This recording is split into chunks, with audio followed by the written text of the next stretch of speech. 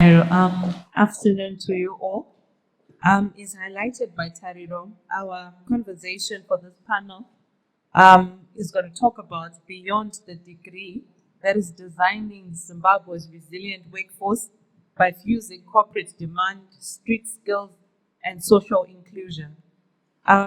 Yesterday, I was just doing a research on the statistics of the graduates that have graduated this year. And I managed to find out that yesterday, from the Great Zimbabwe University, over 3,400 students graduated. And then in the previous months from MSU, over 6,849 students graduated. Then from the UZ, we had about 6,918 students graduating. And this is just from 3 universities. I didn't take from all universities because the numbers were really overwhelming. But from what we're seeing from the statistics, we already have the graduates in the market. And we talked about how we need to move away from doing degrees. But now probably we need to take the conversation further that, yes, the degrees are now there. So what should the people do with the degrees? We are complaining about the high rate of unemployment, but what should the graduates do? So my first question will go to both of you, Bongai and Dr. Mano.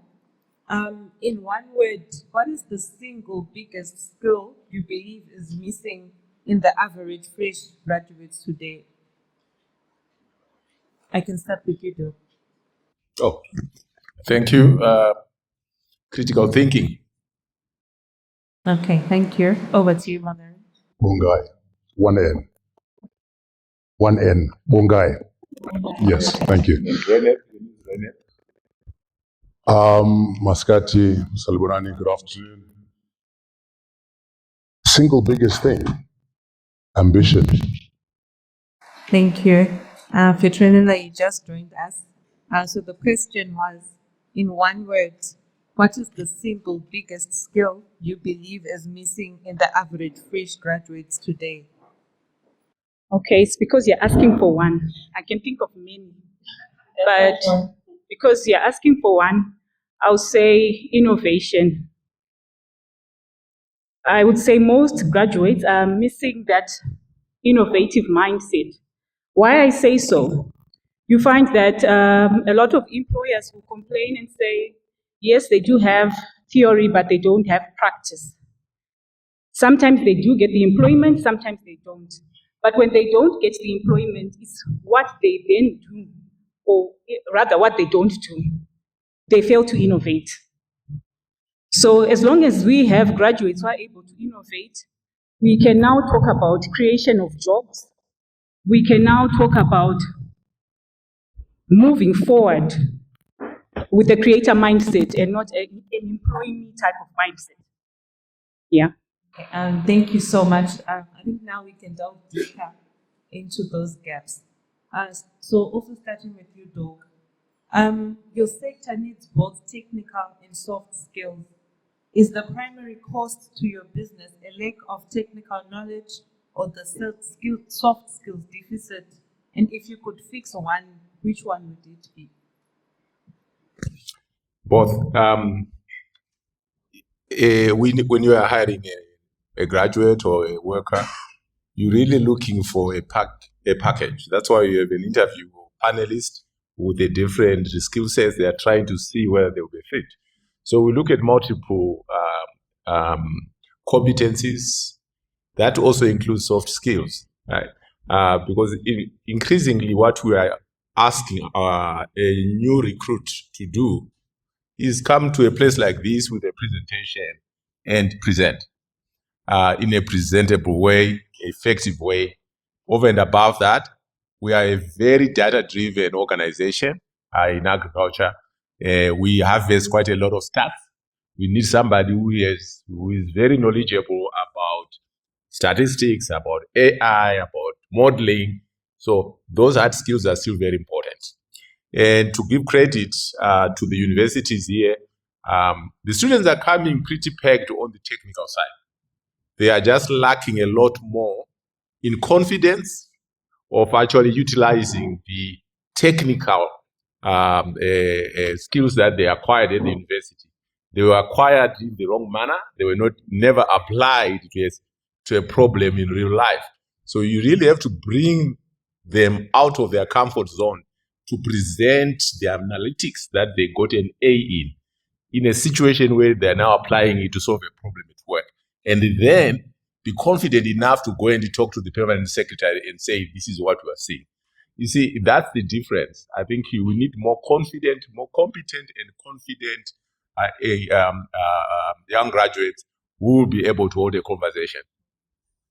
That's fine. Thank you. Over to Bongai.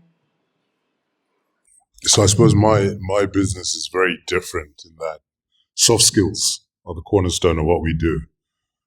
And I've probably got about 140 to 150 employees, and probably 2 or 3 of those have degrees. Right? So we work in an industry which is premised on people's ability to impress, not on paper, but in person.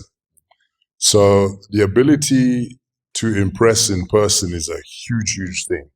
And I suppose in many ways, that's where we have a gap in our educational system. And I believe that we have created churn factories.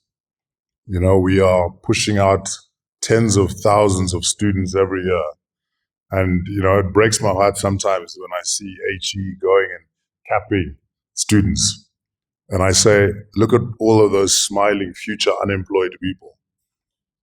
And it's actually a bit of a tragedy when you think about it, the huge sacrifices that parents undertake. Whether it's Tengesa Mombe, it's to extend their working life by a few more years because they can't retire, because they want to send that kid to university. And then they reach that conclusion where they think, Zaita, Monongo's finished, they've graduated, I just need to wait a year, they're going to be working, and my life is sorted. And 5 years later, that kid is still sitting at home. So I think when we look at it from a holistic perspective, and I know I'm slightly deviating from topic, but I think it's important because we talk about it and say, what are we doing when we're coming out of university? It's got to start with what are we doing when they are in university? What are the actual skills that are being taught in universities? So it's funny, and it's unfortunate that memory is gone because, you know, I know many people who just scraped through university. You know, I joke and I say I got a 2-2 in my law degree, which in my university we used to call that a Desmond. You know, it was a Desmond because it was a 2-2. And I know guys in my year who got thirds, but you see where they are now in life. It's because they were out in the rugby field, they were out at the social clubs, they were out at the students' union, they were actively engaging and developing those soft skills, which you have no substitute for in life. There's nothing that can substitute those soft skills. So when you have universities that are just premised on education, I think it's a huge, huge, huge problem. We used to look forward to going to university because university was a place you got to get drunk, meet girls, meet boys, have a lot of fun, come back with stories, right? And we would all save a little bit of money. And there was one guy who had a B1600. You climb into the back of the B1600, and as 10 of you go to Nyanga, and you go stay in the national parks, lodges, and you'd have great stories. It wasn't about having money. It was about living life and engaging with people who are your equals. And you know, there's studies that have been done about friendship, and they say that friendship is premised on a number of things. It's proximity. So they did a study that even showed that people who live across each other in a corridor are 50% more likely to be friends than a person who lives 2 doors down. Right? Then there's age, right? Then there's interest. So what happens is at university, you've got the proximity because you're all living on campus. You're all pretty much similar age, unless there's a few students who are what you call mature students. Then you've also got common interests because you're young, you just want to live life, you want to study. So if our universities actually developed life programs, which weren't necessarily a life program, but I mean something that's integrated within the curriculum or integrated within the experience that requires people to go to play sport, requires you to go to debating club, requires you to go join a club and you actually get academic credit for joining a club. That would enhance people's abilities and their skills, etc. We can talk a lot about the after school, but I thought I'd throw it back to say, what do we need to do in our existing environments? Because that very same thing, that student who doesn't have who has a degree but is unemployed can come and wow all of us because they have those soft skills. So soft skills are the primary thing for me. Okay. Well, I come from a school of thought that promotes higher learning. If people want to earn as many degrees as they want to, we love it, but let it not be in vain. We are the Institute of Social Development Practices. We primarily teach those in the humanities, social sciences, arts, to have a creator mindset. In addition to being social scientists, you cannot just say somebody needs to employ me. Remember, we are making up the bulk of society's graduates, so we need to be creating jobs. That said, as we earn multiple degrees, as we further our studies, let it be a personal choice that speaks not only to yourself, but to community development as well. I say this, I have a former lecturer of mine, Dr. Msasa, here present. She's a PhD herself, but she's an entrepreneur, she's a farmer, and she has impacted my life in the sense that she has taught me entrepreneurship from undergraduate up until postgraduate levels. So I've heard a lot of people maybe thinking that the system that we have here in Zimbabwe is largely theoretically based. But how many of you have been going into these universities right now, this year, 2025, to look at the curriculum, to see what type of education is being provided in institutions? I've learned project management, I've learned entrepreneurship, I've learned GIS and remote sensing, I've learned monitoring and evaluation. Have I left something out, Dr. Msasa? From practical subjects that we have been taught within the academic system.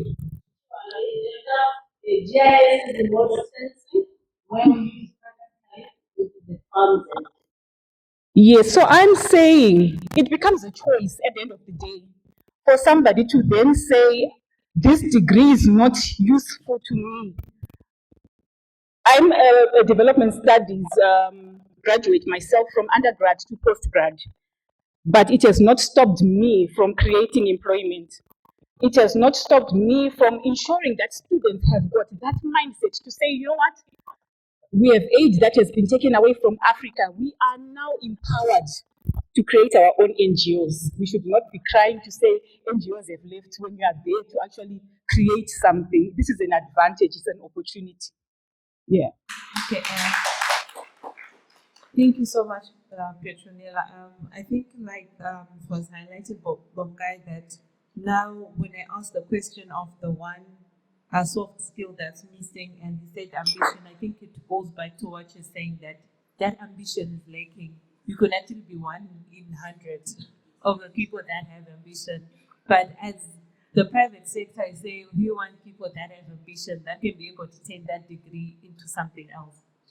So going back to you, Petronella, as highlighted by the two speakers, they said the students lack ambition, and they also lack don't want to say that word, critical thinking. Yes. So my question to you is, before a student even steps into a university, what are the top two non-academic barriers you see that undermines a young person's workplace readiness? Okay. I can think of multiple, but again, you have said two. Okay. When I go and look into the home setup, I'm trying to figure out how children are being raised. What are they being told from the onset? By the time we talk about going to university, what is first happening in the house? Do they have role models? Are they exposed to a type of lifestyle where they see people winning, where they see people taking up a skill, nurturing it and succeeding? Do they have somebody within the household who's showcasing a certain talent, be it even in music, be it even in art, be it even in entrepreneurship itself, something that can inspire them? Do they have early role models in their life that they can look up to. Then we can also talk about mawaniro within that household. That also shapes how a person's life turns out to be. If it's a life of struggle, that becomes a barrier. By the time I'm going to go to university with Vimbai, who was privileged to go to a school where she had access to opportunities that are only found in ATS type of schools, and I have just been from Kwambudzia Sarakuri type of schools, it means I'm already left behind. So it then starts to show the moment we are in that institution of higher learning that we are really two different people. I will not lie, if you go to ATS type of schools, you find that the models within those schools allow children to be exposed to parents who are doing various type of activities that inspire. Now you ask the same a student who's learning at Uwadzana, are they also getting an opportunity to meet successful people who are within whatever discipline that they wish to be in later on in life? So the struggle starts from home. Thank you so much, Petronella. So just to ask Bongai, when you see a lack of professionalism in your business, how much of it do you think it's a training issue, or how much of it do you think is a foundational issue that perhaps the social development initiatives should have addressed much earlier? That's a very hard question, because I start off by saying that soft skills is something that I cherish and value more. And why? It's because you want people who are trainable. Right? So if someone's got a certain skill, which is the soft skill, which is fundamentally important, then it's so much easier to train them. So I think the answer is both. You need to create a work environment in which you value professionalism. But for you to have that value of professionalism, there needs to be sufficient training. Right? So you can't just expect people to have it. Because people come from different backgrounds, people come from different environments, people come from different schools. So a work environment and culture is fundamental. The other day I was reading about Netflix work culture. And Netflix works on a premise of excellence that says that they do not accept mediocre. So basically, if Reneth is my boss and he hears today that Bongai is leaving, what is Reneth's reaction? If Reneth's reaction is like, oh, okay, then I'm mediocre, all right? I can go. Don't let the door hit you in the behind on the way out. If Reneth's reaction is, yes, fantastic, finally, that means I'm an underperformer and he's been dying to get rid of me because we have silly labor laws in Zimbabwe. And he struggled. If Reneth's reaction is like, oh my goodness, but no, hang on, no, actually, let's sit down, let's figure out what's going on here.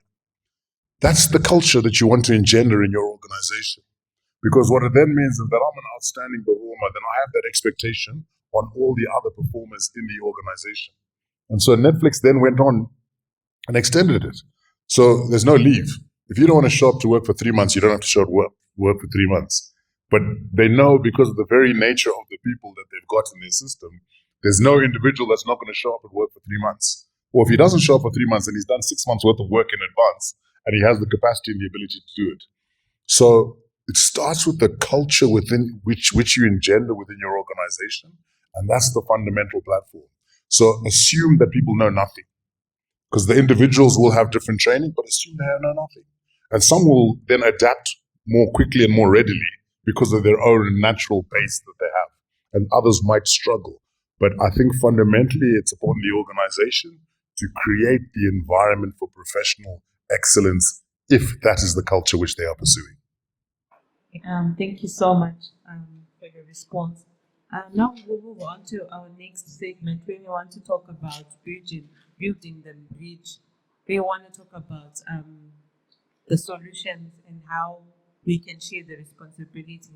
So starting with you, Petronella, how can the recognition of prior learning system be leveraged by your institution to credential that strict skill and give those individuals a pathway into formal jobs? Thank you, Jessica. Okay, so as ISDP, we are saying that it's pointless to have somebody having to accumulate so many degrees, so many courses when they lack these street skills. Street skills, in essence, we are saying somebody has to be able to negotiate, to persuade, to network, to hustle. You go to Zimex Mall, for instance, I've seen there's usually a lot of men just idling around that particular area. It doesn't seem like they're doing much, but a lot of deals are being pushed and a lot of money is being exchanged amongst those people simply because of their ability to hustle, their ability to persuade, their ability to negotiate. This is what is lacking within our own graduates, students, and it's something that needs to be taught and emphasized in order for somebody to be able to say, yes, I now have this degree. I am not employed, but I am okay because I can start something. I can negotiate my way around deals. I can network. I can assert myself. I usually say we are not asking graduates to start selling tomatoes or to do something that is way out of their, practice. We are trying to have a situation where they apply that very degree to entrepreneurship. So street skills really are valid. Thank you so much, Petronella. So, going to you, Dr. Mano. I think we earlier discussed about having a skill strategy, and obviously, if we were to have a skill strategy, it actually um, needs money. So, a question to you: do you think we need a new funding model? Should companies, especially those struggling to hire, be mandated to contribute to a central industry skills levy in order to support the skills strategy? It's a very simple answer because the industry is already contributing in many different ways. I mean, they pay corporate taxes, it goes to central government that finances all the public universities, for example. There's a manpower development fund that is also the contribution from our employers. So there is contribution, but I think what we are acknowledging is that the investment of the funds that government is allocating, can we get a bigger bang for the buck that is going into our universities? Is it enough to achieve the kind of training and of an all-round graduate who is not only excellent in terms of the discipline and professionalism of attending courses, excelling in the courses, finishing the assignments, all these are essential lifelong skills that they are learning. And we can't fault the students coming from the universities. They do have that from early on. I think we are overtrained to respect the fact that in 4 years, if you're in O level, you're going to write an exam, you have to pass. So you have to work hard. Yeah, the deadline, the reward is very clear. It was a certificate with the A's or a U's. So it was very clear. Yeah, the workplaces as well, we need to have that. I think what you are talking about is over and above what the universities are doing. The social skills, the networking, the taking a group of kids to go and enjoy, breakfast, together so that they can talk to adults, go to a golf, match or cricket match and socialize. These are the things that, in my opinion, stronger relationship between industry and the universities or tertiary institution will be able to deliver this for free. They won't be asking anything. Just to use an example, I mean, I have a group of students from my former university here, University of Zimbabwe. It does not care. I don't matter whether the kid is in law or in medicine. I mean, we just have a birthday party. I mean, and at that birthday party, they learn how to talk. They are to adults, right? You mentioned the importance of home culture. Yes, sometimes our homes are not preparing our girl child for the workplace. They see a man, they can't talk to a man, right? Because of the culture or the religion. But at the workplace, you're saying you want to be assertive, you want you to think critically, you want you to hold a conversation. That has to be instilled. Sometimes, if it's not going to happen at home, it is something that we can do by inviting professors and group of students to a work event at our places, and we interact, they learn confidence. And sometimes just a spark like that, they come out of it and they have what we thought was missing, because they never thought what they were doing was actually undermining their marketability. They thought it was hunhu wakanaka, and it was a virtue for them. I think to turn that around requires things that we came from the same situation, we learned the same way, but now we should be able to institutionalize that and deliver a better product. While the student is in year 1, year 2 at HIT, at University of University of Zimbabwe, we should be able to help with that with no additional cost. But we commit, I think industry would want to see more dollars going into the tertiary institution. The expectations from our society is that the graduate coming from our university must have more. And we believe that they need for that more to come out of the universities must also have a little bit more from the national budget and from the tax revenues. Thank you. Thank you so much, Doc. So as we round up our conversation, a question to the three of you. It's relating to the brain drain. I think we all acknowledge that it is a structural risk to building a resilient workforce in Zimbabwe. So beyond competitive salaries, what is the most powerful non-monetary incentive that industry and education can create together to make the most skilled and innovative graduates choose to stay and build their legacy here in Zimbabwe? So we can start with you, Petronella. You said non-monetary. Yeah, non-monetary incentive. Okay. In any case, everyone wants to be motivated. Everyone wants to be seen. Everyone wants to be rewarded for efforts that they are putting in place within an institution. I think I speak to a lot of people when I say there are people who have watched the organization promoting people whom you just didn't expect to get those promotions, when capable and competent people are actually available to take up those opportunities. Some people end up leaving, not because they really want to go and live abroad, but because the environment in which they were hoping to achieve is failing to notice them, is failing to appreciate them. So just a simple appreciation is enough, recognizing people for their efforts, rewarding effort, not only monetary in monetary ways, but even in just creating an atmosphere within the workplace that recognizes that each and every person within that institution is important. Yeah. Thank you. So I think I'm a little bit biased because I'm the chairman of an organization called Mukuru Financial Services Zimbabwe Limited. And as you know, Mukuru is the largest remittance company in the country. And, remittance is currently in the region of $2.6 billion a year with a compound annual growth of about 16%.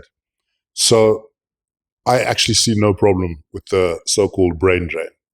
I see our human capital as a fantastic export resource, which we are sending out to the world. But hear me out. It's an export resource, which is fantastic because there's people who come back, right? And when people come back, they come back upskilled. And the first thing that I spoke about was the fact that we have a situation where we have literally tens of thousands of graduates who are graduating every single year. Now, in one of my businesses, hospitality, people complain and say, all the good people have gone to South Africa, or they're in Botswana, or they're in the UK, they've gone to Dubai, they're working on ships. Train the new people. Train people to be as good as, or if not better than. And when someone comes to me and says they're leaving, I have one of my partners in my business who, he has an absolute baby. He gets upset. He says, we spend so much time and money training these people, they want to leave. And I always say to him, people aren't trees. They will move. And if people move and they move on to better and bigger things, well done. And I feel a sense of pride that I've played a role, however small it is, in someone developing and moving. So, from a national perspective, yes, brain drain can be issues, and particularly when you look at critical skills. So, what we need to do is to say, so I mustn't just take one side of the argument. Let's have a balanced discussion on this. So, let's identify what critical skills are. What are the critical skills that a nation needs to develop? What are the critical skills that a business needs? And as any continuity plan, BCP, DRM, you must make sure that you've got a substitutes bench. Right? I'm a big fan of sport. So, Reneth is my boss. I must know what Reneth does to a point. Obviously, there's certain things that are beyond my scope in terms of understanding it. But I must be able, if he goes, I must be able to slide in. And we must know that we're building up. Is there a bench? Are they bubbling unders? So to summarize it, brain drain is good from a human capital export perspective when people go and we get money. We love money. The country needs money. But it's also good when they come back and they're upskilled significantly, having worked in different environments. We also need to make sure that we are training people to replace and also to actually add on additional value for those people who we see might leave. Thank you so much. Over to you. I'm also biased. I'm one of those who, I guess society would have said it was a brain drain, and I became a brain gain. By coming back and spending 12 years teaching at the university, then going to the NGO world, and now in the industry. So increasingly, what we are seeing is that the world out there has more to offer for our Zimbabwean students, and some of them are excelling there. So it's a gain indeed. Then there are others, I think it was mentioned this morning, there are others who we have trained, into engineering jobs, who are just giving up and going away and trying to do something that they were never trained for, that need no training, care job, etc. And being miserable. Remember, our welfare, national welfare depends on happiness. If you are miserable out there, if you are not making enough money, and because that's where we fought our institution. That's not just a brain drain. It's really just a human capital loss from our investments as a nation. Here are my suggestion. We have a number of companies here which are very good, high-flying companies. Students come either from the universities, well-trained, they are eager, they get a job at NASA, at Economist, at anywhere of these jobs. These kids rise, and beyond a certain level, they don't break in. That's very frustrating. Majority of companies in Zimbabwe are sole or family-owned. If you are a worker, you remain a worker, and that frustrates our workplace. That's a very different model to the models we have seen in business in the UK, in Europe, in the Americas. Even family businesses do have shareholding, they have equity stake that are rewarding their high-performing employees. So after 10 years, you have shareholding. Now you have something to look forward to. You now have a stake in the company. So I encourage companies in Zimbabwe that those high-flying middle layer and senior exec need to be appreciated by having an equity, at least a shareholding, being allocated to them, so that you are actually acknowledging them. It is the way that is done in the world. I think all the CEOs know that, and I would encourage a similar culture to happen here for our young people to stay excited. Thank you. Okay, thank you so much, guys. So as we finish off the conversation in 30 minutes to each of you, what is the single most important commitment that you are making today to support and contribute to a resilient future workforce? We can start with you, Don. Well, for me, it's very clear for me and very simple. I will continue to engage with the universities, not just my alma mater, University of Zimbabwe, but also other universities that are here or colleges that are here. I think we have learned valuable lessons in terms of what industry wants. Especially some of us, we have gone the whole, full rodeo from being a professor to the industry, and now we have a lot more lessons to do. So my commitment is that we need to formalize certain relationships with the HITs, the Harare Polys, the CARDs, the women's universities, etc. And just share with them, not once every 5 years when they're doing their strategic plan, but on a continuous basis. And that's what we commit to do. Okay, thank you. And Bongai, your commitment? Oh, I'm here. That's the start of the commitment. No, I just maybe take you back a little bit as well. You know, you talk about people going back and the workforce, etc. And one thing I failed to add is, so I chair the Byte Scholarship Fund. And when we look at the students who we send out to the country, the principle is for people to come back. And what happens is sometimes people don't always come back, but then they'll come back 4 years, 5 years later. And the secretary or the representative in Zimbabwe for the Byte trustees had a situation where he needed medical attention. He had to go see 4 specialists in 1 week. And of those 4 specialists, all 4 of them were Byte scholars, right? And I'm saying this as a story to say that there are many little organizations and institutions. Sometimes in some ways, you don't actually see the active participation.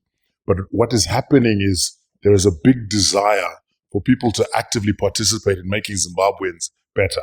When I say better, I don't mean that there's a problem with us fundamentally, but it's just about adding those extra layers to enable us to be a better country, to be better citizens, to participate.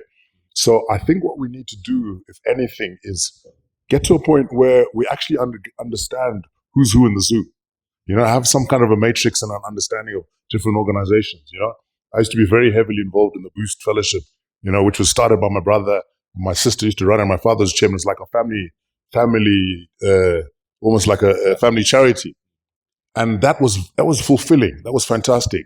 And most students and university lecturers would know about it. But that's one piece. What we need to do is we need to just analyze and understand who does what in what space, who is good at what they do, who needs additional support. Then we tie into what Reneth is talking about and say, do we have corporate support for that? Sometimes we don't need corporate support. We just need a little bit of networking. Simple things like, can we get together and have a tea and a coffee? Reneth should say, Bongai, I need one of your restaurants. I'm bringing 30 students. Please, can you sponsor a sundowner? Because I want these people to interact. Can you then invite 4 or 5 people in business? I know that was more than 30 seconds, but I thought I would just go on to that.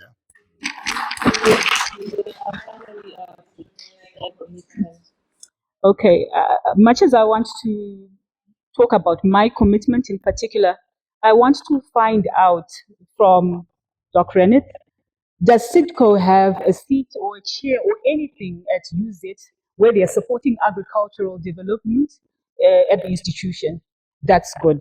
But do we have CBZ? Do we have EcoBank within all universities that have banking and finance within each and every institution? Let me just answer that, because I think our corporates, I think people know our corporates going and helping, you know, children's homes and the like. It's part of their CSR, but they do quite a lot. I mean, in the Faculty of Agriculture, almost all the agribusiness companies, seed companies in particular, are pretty active there. Same is true in the business studies. So you know, our corporates are pretty networked and they're pretty working very closely with these universities on financing. The same is true, I think, for other universities that I'm aware of. NAST, CAT, to speak just for the ones I know for sure. And I don't need to speak with for the other, you know, that people are here. Thank you. Thank you, Doc. Now, why are we still talking about industry and academia co-designing degree programs if they are already present within these institutions? Is that not the essence of their reason for being in those institutions? Because it's something that came up in conversation today, that we need them to actually tell us what it is that they actually need from the students themselves. Why then are we rejecting these students when we have a seat of the employer within the institution itself? I mean, let me just redirect that. I think I don't want to be another conversation, but the reason why we come here, and especially myself, it's not because we're in a deep hole and we need to dig out. We want best practices to become best practices that are shared by many more students, many more universities, so that more students, benefit from what others are high flying, that are innovative and are engaging. SIDCO has no problem recruiting crop scientists.